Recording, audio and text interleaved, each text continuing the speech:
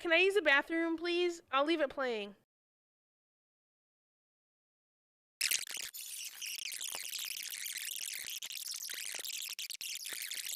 Apparently thinks Twitch is liable for me interviewing a Yemeni teenager who's only known genocide his entire life. What happened? In the world of online content, few topics stir the pot quite like ethics of reaction videos.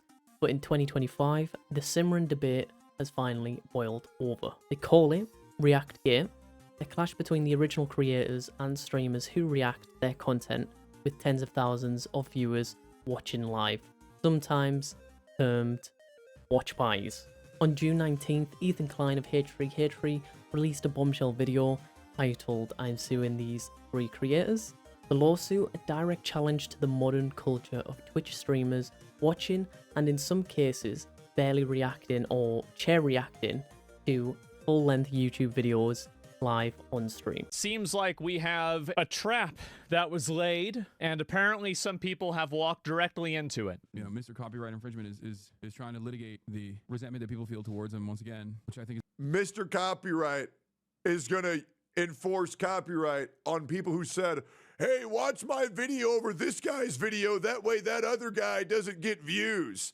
Hey, man, he's perfectly within his right. Now for the fun part. Let's take a look at the complaints, and let's start with my favorite of the 3, the very own, the prestigious, the highly acclaimed, the highly analytical Kaceytron. Know her and you love her, guys. Frogan. Up next is Denims.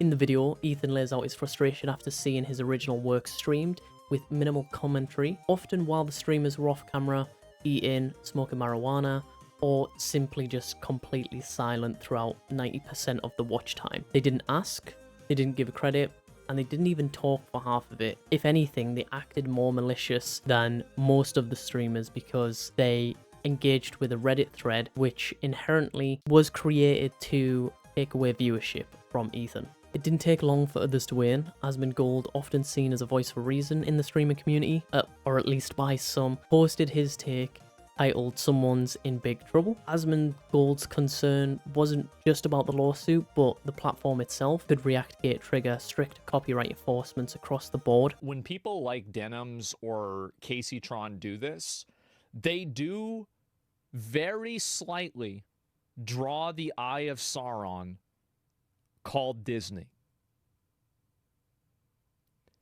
I don't want to have that happen. Nobody wants to have that happen. Or Sony.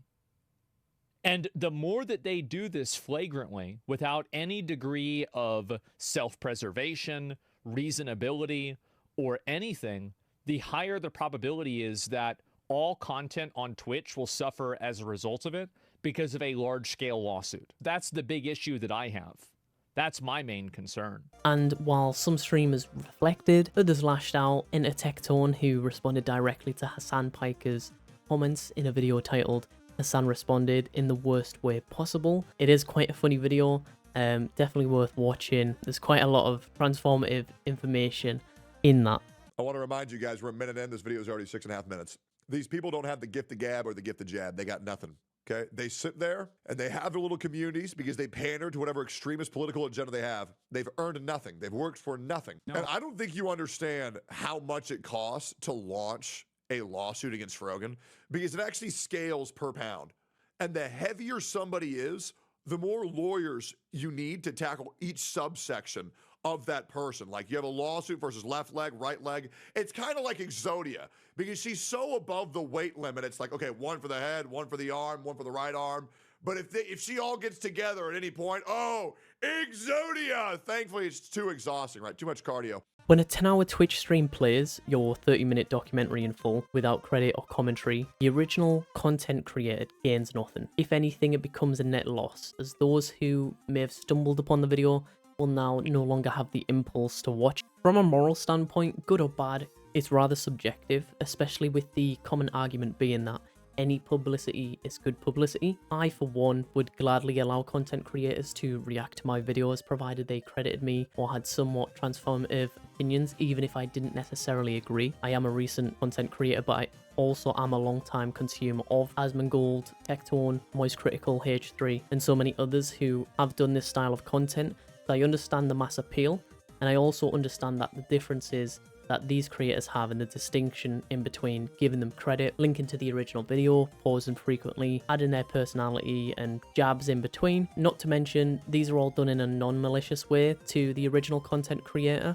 Now, have these people had videos where they've reacted negatively? Possibly, but even still, they've still met the criteria to make it transformative or funny and new in some perspective. The legal argument hinges on fair use, a protection for commentary, criticism, and transformative work. But where is the line? Ironically, Ethan Klein helped define that line in his landmark 2017 court victory, a win for fair use. But even he says that what's happening now is something completely different.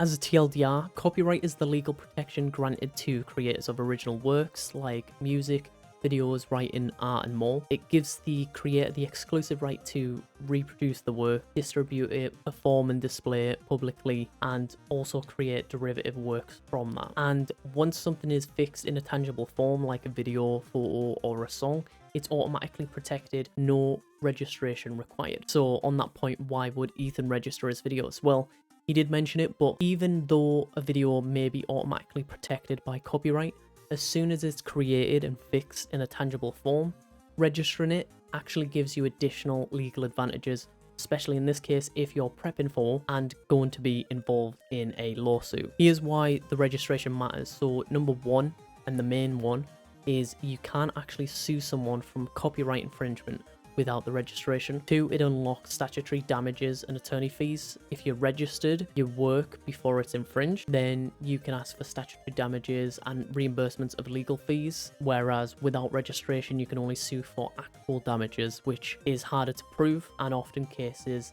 lower in compensation. And 3rd, and most importantly, it's obviously a legal form and a formal request of proof of ownership, in that it creates an official public record that you own as the content creator, which helps in court if there's a dispute of authorship or originality. So now you understand the why, you may want to understand how it's not fair use in regards to what some reactors have been doing. When the courts decide what qualifies as fair use, they consider purpose and character of the use, thus being, is it transformative? Does it add something new? Is it commercial or non-profit? Number 2 being the nature of the copyrighted work. So more factual works like the news are easier to use than highly creative ones, as they're subjective, like music videos or films. Number 3, the amount and sustainability used. And last but not least, the effect on the market, being, does it hurt the original content provider's earnings? And does it replace, in some cases, the need to watch the original? To summarize, not fair use is re-uploading entire videos with no commentary, streaming full shows such as Kitchen Nightmares or movies while barely speaking, or adding any transformative work, a use of copyrighted music as background for vlogs, or reacting to content where 90% of it is considered passive watching, getting up, going to the bathroom, still playing the video, you know, not engaging with the content or adding to it in whatever regard that may be. So where does Reactgate leave us? Some want tighter guidelines, others call for streamers to credit, crop, and comment more meaningfully. I know Tectone had a spicy comment saying that he actually thinks a percentage of the revenue earned should go back to the original creator, which I kind of agree with.